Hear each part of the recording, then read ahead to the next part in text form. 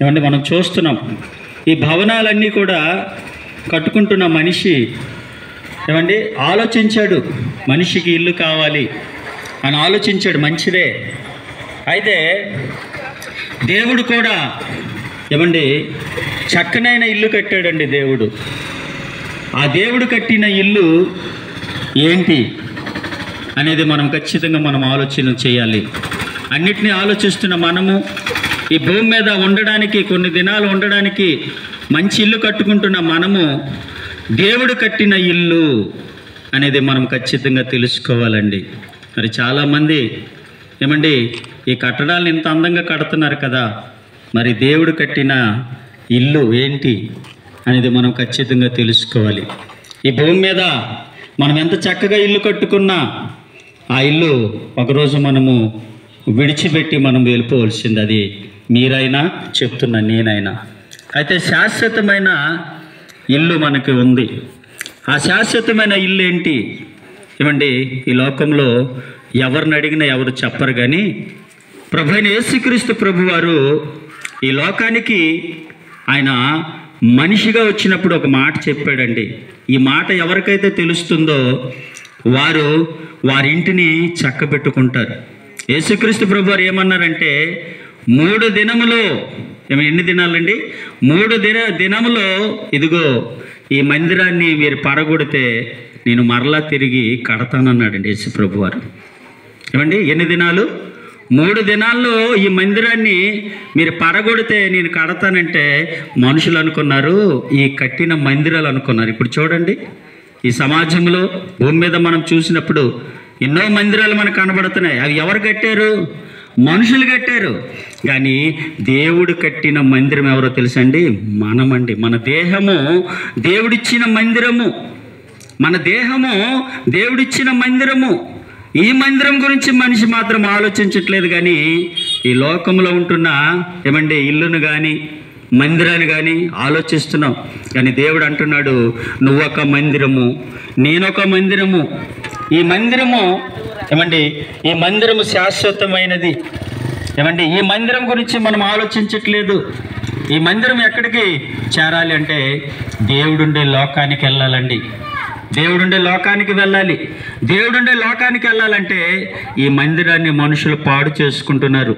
దేవుడు కట్టిన మందిరాన్ని మనుషులు పాడు చేసుకున్నారు. అదేంటండి? ఈ ఇంటిని ఇంత బాగా చూసుకుంటున్న మనుషులమైన మనము ఒక మందిరం అని, మనం దేవుని ఇల్లని మనిషి ఆలోచించట్లేదండి. మనిషి ఏం చేస్తున్నాడంటే ఈ దేవుడిచ్చిన ఈ మందిరాన్ని ఏమంటే ఎలా పాడు చేసుకుంటున్నాడంటే తనకు నచ్చినట్టుగా పాడు చేసుకుంటున్నాడండి వ్యసనాలతో. ఏమంటే చాలామంది వారి దేహాన్ని కోసుకుంటారు. మీరు చూశారు కదండి, చాలామంది ఏం చేస్తారు? కోసుకుంటారు వారి దేహాన్ని బ్లేడ్లతో, కత్తులతో. సాటి మనిషిని కూడా పొడి చేస్తున్నారు. కారణం ఏంటో చెప్పనా? ఇదిగో దేవుడు కట్టిన మందిరం అని వారికి తెలియట్లేదు కాబట్టి ఇంకొక మనిషిని ఏం చేస్తున్నారు? పొడిచి చంపేస్తున్నారండి. మొన్ననే హైదరాబాద్లో నేను చూశాను. ఏమండి నడి వీధిలో దారుణంగా ఒక మనిషిని మరొక మనిషి ఏం చేస్తున్నాడు? చంపేస్తున్నాడండి. ఏమండి దేవుడు మందిరం అని మనకు అర్థమైతే సాటి మనిషిని మనం పాడు చేస్తామంటారా? మనల్ని మనం పాడు చేసుకుంటామంటారా? ఏమండి మందులు తాగి ఏమండి తాగుబోతు గుణాన్ని ఏమండి నేర్చుకొని చాలామంది లోపలున్న లీవర్లు ఏమండి అన్నిటినీ పోగొట్టుకుంటున్నారండి వారు. ఏమండి అంటే ఈ మందిరం ఎక్కడికి వెళ్ళాలి, ఈ మందిరం ఎక్కడికి చేరాలనేది మనిషికి తెలియలేదండి. ఈ మందిరము ఏమండి దేవుడుండే లోకానికి వెళ్ళాలి. ఏమండి అందరూ మర్చిపోయారు కాబట్టి యేసుక్రీస్తు ప్రభువారు అంటున్నారు, మీ దేహమే దేవునికి ఆలయమై ఉన్నదని మీరు ఎరగరా అన్నాడు. నిజమే కదా? ఏమండి మరి ఎవరికి తెలియట్లేదు కదా, నేను ఒక మందిరాన్ని, నన్ను నేను పరిశుద్ధంగా ఉంచుకోవాలి, నన్ను నేను నీతిగా ఉంచుకోవాలి, నన్ను నేను యథార్థంగా ఉంచుకోవాలి. అందుకే దేవుడు ఈ లోకంలో ఎవరికి లేని గొప్ప జీవితము ఎవరికి ఇచ్చాడంటే మనిషికి ఇచ్చాడండి. ఎవరికి ఇచ్చాడండి?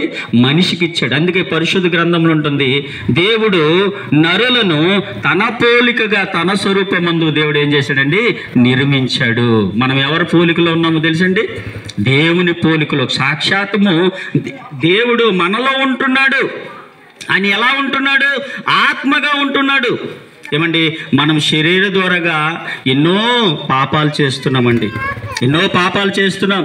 మరి ఈ పాపాలు చేస్తున్న మనము ఏమండి ఆ దేవుడి దగ్గరికి వెళ్తామంటారా? వెళ్తామా?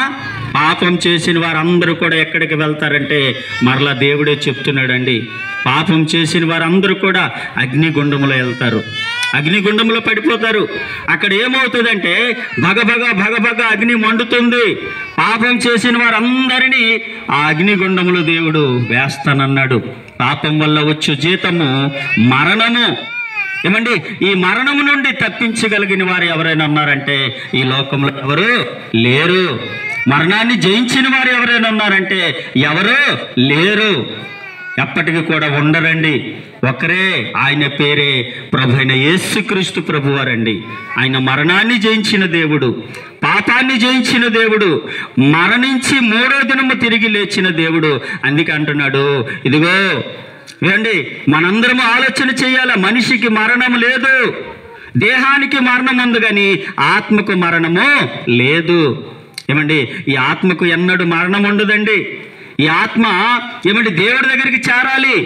దేవుడి దగ్గరికి చేరాలంటే మనము దేవుడు ఆత్మ చెప్పినట్టుగా మనం బ్రతకాలి. శరీరము మనకి చెప్తుంది, శరీరం దాని కోరికలు తీర్చుకోమని చెప్తుంది, కానీ ఆత్మ అంటది వద్దు, నువ్వు దేవుడి దగ్గరికి వెళ్ళాలి, దేవుడిలాగా బ్రతకాలి. మనుషులు చూడండి, మనము ఎవరైనా మనకి సహాయం చేస్తే ఏమంటాం తెలుసా? దేవుడిలాగా సహాయం చేసేవంటాం. ఎలా అంటాము? దేవుడిలాగా. అంటే సహాయం చేసే గుణం ఎవరిది? దేవుడిది. ఎవరు నేర్పించారు? దేవుడు నేర్పించాడు. మరి యేసుక్రీస్తు ప్రభు ఈ లోకానికి వచ్చి ఏం నేర్పించాడంటే, పరిశుద్ధంగా ఎవరైతే బ్రతుకుతారో వారు మాత్రమే ఎక్కడికి వెళ్తారంటే పరలోకానికి వెళ్తారు. ఏమండి, స్వర్గానికి వెళ్తారు. మరి పాపం చేసిన వారు అందరూ ఎక్కడికి వెళ్తారు? వారు మరొక చోటు ఉంది, అక్కడికి వెళ్తారు. అక్కడ ఏంటంటే పాతాళము. ఏమండి, మీరు చూడండి, యేసుక్రీస్తు ప్రభు వారు ఎంత గొప్ప దేవుడు అంటే, లాజరు ఏమండి లాజరు చనిపోయాడండి. లాజరు చనిపోయిన లాజరు ఏమండి 4 దినాలు ఎక్కడున్నాడంటే ఇదిగో ఈ భూమిలోనూ ఏమండి పాతి పెట్టిన ఆ సమాధిలో ఉన్నాడు. కానీ యేసుక్రీస్తు ప్రభువారి ఒక మాట ద్వారా, యేసుక్రీస్తు ప్రభువారి మాట ద్వారా ఏమైందంటే ఆ చనిపోయిన లాజరు సమాధిలో నుండి బయటకు వచ్చాడండి. ఏమండి, యేసు ప్రభు మాటలో శక్తి ఉంది, యేసు ప్రభు నామములో పరిశుద్ధత ఉన్నది. కాబట్టి యేసుని మనము సొంత రక్షకుడుగా నమ్మాలి. నమ్మడం అంటే ఏమండి, యేసు దేవుడని నమ్మినంత మాత్రాన కాదండి. యేసు ప్రభుని నమ్మిన తర్వాత యేసు ప్రభు ఎలా అయితే జీవించాడో మనము కూడా అట్టి రీతిగా జీవిస్తే మనము దేవుడుండే లోకానికి వెళ్తాం. లేకపోతే మనందరికీ నరకము తప్పదు. కాబట్టి ఆలోచన చేయండి, దేవుడుండే లోకానికి వెళ్ళాలంటే యేసుక్రీస్తు ప్రభువారే మార్గము, యేసుక్రీస్తు ప్రభువారే సత్యము, యేసుక్రీస్తు ప్రభువారే జీవము. ఏమండి, ఆయనలో ఏ పాపము లేదండి, ఆయనలో ఏ పాపము లేదు. మనము పాపం లేకుండా బ్రతకడం అనేది ఎవరి దగ్గర నేర్చుకోవాలంటే యేసుక్రీస్తు ప్రభు దగ్గర నేర్చుకోవాలండి. ఏమండి, యేసుక్రీస్తు ప్రభు నిన్న నేడు నిరంతరము ఏకరీతిగా ఉండే దేవుడు. మీరు వింటున్న ప్రతి ఒక్కరూ ఆలోచన చేయండి, యేసు ప్రభు నిజమైన దేవుడండి. ఆయన పరిశుద్ధమైన రక్తము మనుషులందరూ చేసిన పాపం ఏం చేస్తుంది? కడుగుతుందండి. మనిషి పాపం పోవాలంటే ఎక్కడ పోతుంది? ఏమండి, ఒకసారి ఆలోచన చేయండి. దేని ద్వారా పోతుందంటే పరిశుద్ధమైన రక్తం కావాలి. ఏ రక్తం కావాలి? పరిశుద్ధమైన రక్తం. మరి ఎవరికైనా పరిశుద్ధమైన రక్తం ఉందండి? ఉందా? ఎవరిలోనే ఉందా? ఈ భూమి మీద ప్రతి మనిషి చెప్తున్న నేను కూడా పాపం చేసిన వాడనే.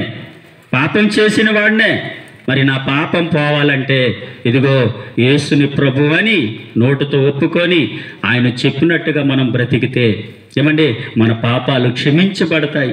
యేసు ప్రభు పాపుల్ని క్షమించే దేవుడు, యేసుక్రీస్తు ప్రభువారు పాపుల్ని రక్షించే దేవుడు.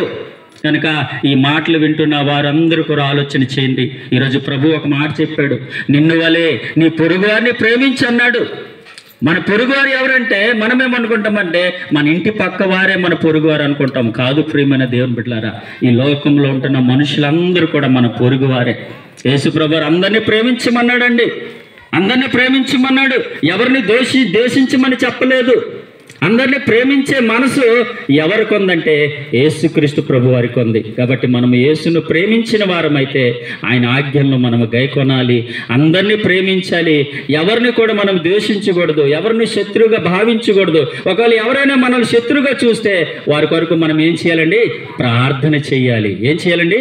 ప్రార్థన చేయాలి. అందుకేనండి యేసు ప్రభుని తెలుసుకున్నాము, ఇదిగో ప్రజలందరూ కూడా ఏమండి రక్షింపబడాలని, ప్రజలందరూ కూడా ఆ నరకం నుండి తప్పించబడాలని యేసు ప్రభువు చెప్పారు. నా ప్రేమ కలిగిన మాటలు నా ప్రజలకి మీరు తెలియచేయండి. కాబట్టి మేము ఈ మాటలు తెలియచేయడానికి వచ్చాము. మీ అందరికీ తెలియని మాటలు ఏమి కావు, కానీ మరొకసారి జ్ఞాపకం చేసుకొని ప్రభు రెండో రాకడ సమీపంలో ఉంది. ఆయన వచ్చినప్పుడు ఎవరైతే నీతిగా బ్రతుకుతారో, ఎవరైతే పరిశుద్ధంగా బ్రతుకుతారో వారందరూ దేవుడితో పాటు ఏమండి ఎత్తబడతారు. ఏమండి లేకపోతే మనల్ని ఎవరు ఈ ప్రమాదం నుండి, ఏ ప్రమాదం నుండి అంటే అగ్ని, అక్కడ అగ్ని ఆరదు, ఆత్మ చావదు. భగభగ మండుతున్న అగ్ని నోడుండి మనం తప్పించబడాలంటే ఈ రోజే, ఈ క్షణమే యేసుని నిజమైన దేవుడిగా నమ్మి మీ అందరూ కూడా రక్షణ పొందుకోవాలని, అట్టి భాగ్యము ఈ గ్రామస్తులందరికీ దేవుడు అనుగ్రహించాలని కోరుతూ నా మాటలు ముగిస్తున్నాను. మీ అందరికీ ప్రభుపేట వందనాలు.